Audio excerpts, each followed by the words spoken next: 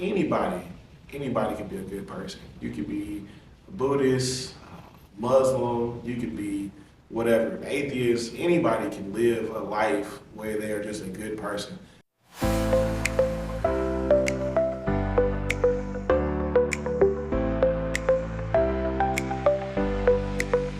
Hey everybody, this is Pastor Chris, and this is Word Wednesdays.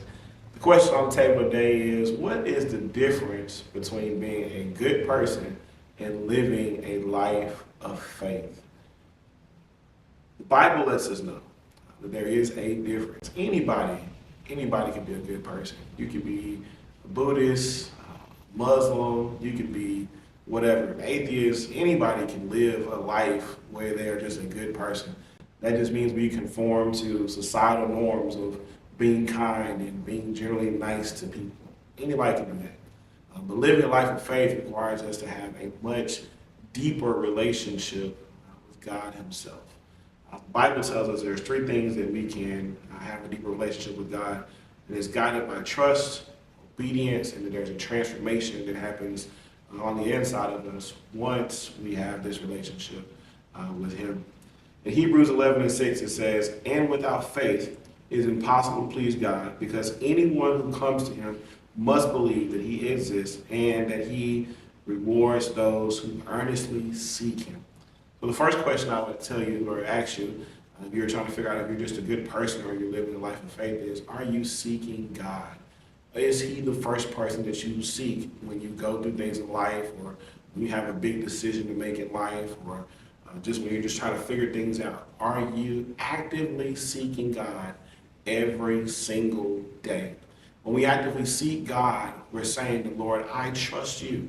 I trust you to be the one who is leading my life, to direct every single step that I'm taking, to make my path straight. I trust you, and I trust you with my life. I'm not dependent upon the things that I have in my life to get me through what I'm going through. The second thing is there must be trust and obedience to God. Proverbs 3:5 tells us to trust in the Lord with all our hearts and not lean to our own understanding. In all of our ways, acknowledge Him, and He will be the one to make our path straight. You know, one of the things that we as people tend to do is we rely a lot on our resources. Do I have enough money? Do I have enough education? Do I know the right people?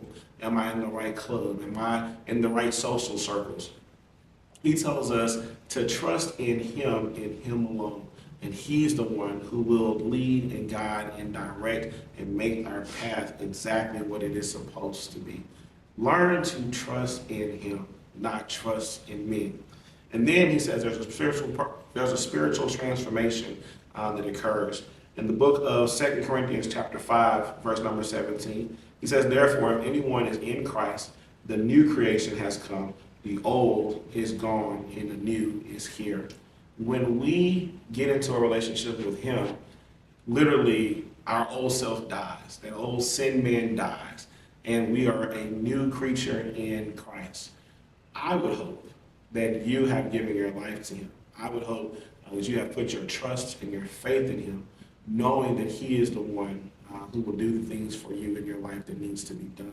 Knowing that He is one who cares, who loves, who gives grace, and who gives mercy to you. Knowing that if you would put your faith, put your trust, put your hope in Him, that your life will be all the much better for it. Stop just trying to be a generally good person. That doesn't require faith. It doesn't require a relationship. When we learn to live a life of faith, a few things will happen for us in our lives. Number one, we get closer to Him. We learn to lean and depend on Him. And we learn to give credit where credit is due. No longer will you take credit for the successes of life. You'll realize that the successes of life come strictly from Him. Everything that happens will be because of Him. So, stop living a life where you just want to be good and start living a life where you want to be better and walk with Christ. And know that in that relationship with Him and through that relationship with Him, salvation is something to be had for us.